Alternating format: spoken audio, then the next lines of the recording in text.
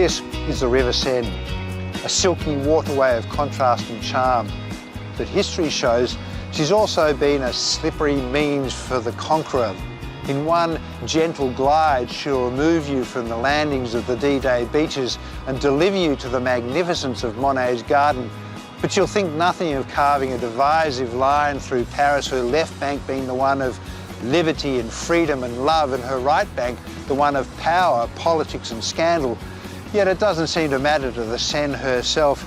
She'll just continue to flow and glide. And if we're smart, we'll hitch a ride.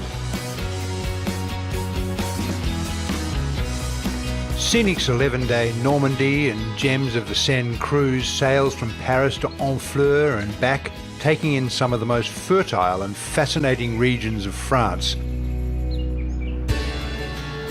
The area's beauty belies its rich and brutal history.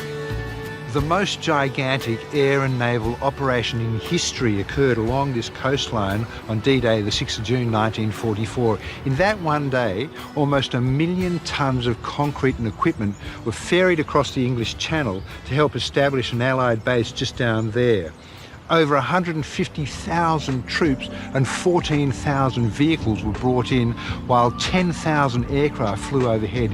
In that one day, the Atlantic Wall, held by the Germans, was breached, the Western Front was opened, and a major objective in the liberation of Europe had been achieved.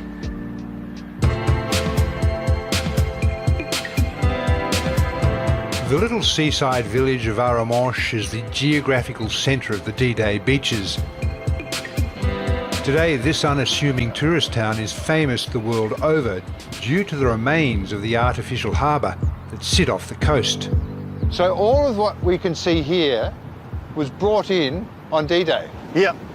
On D-Day, they crossed the English Channel and start to build the port the day right after, once they were sure there were no more Germans on the coastline anymore to counterattack, for example. The big concrete stuff, they were moved here, then start to sink about June 7th. They start for the first one, got sunk here.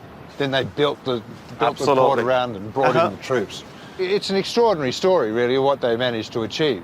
Oh yeah, logistics is a very important part of the war. Yeah. It's not only about fighting. Yeah. It's not only the strategy, the tactic, but also the engineering, yeah, for sure. It's a key for winning battle that way. Strategically positioned overlooking the remains of the artificial harbour is the D-Day Museum, connecting visitors to the history that unfolded here. So Mulberry, it refers to what happened out here? Yes, Mulberry is the nickname for the artificial port. Right. Yeah, they need a secret name to keep it secret to the Germans. Yeah. So it was built in England in different companies and build it like a big puzzle. And they all connected? All connected. They were able to go up and down with the tide and with the sea? They can download one huge sheet every 20 minutes. Yeah. It's crazy, yeah. It's crazy.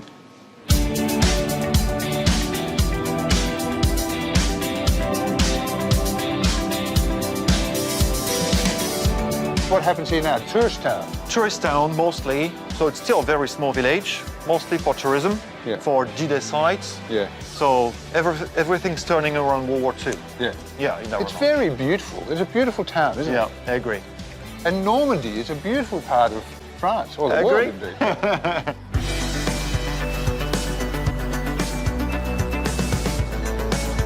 After a day of exploring, Scenic Gem lures us back with 5-star comfort and culinary delights.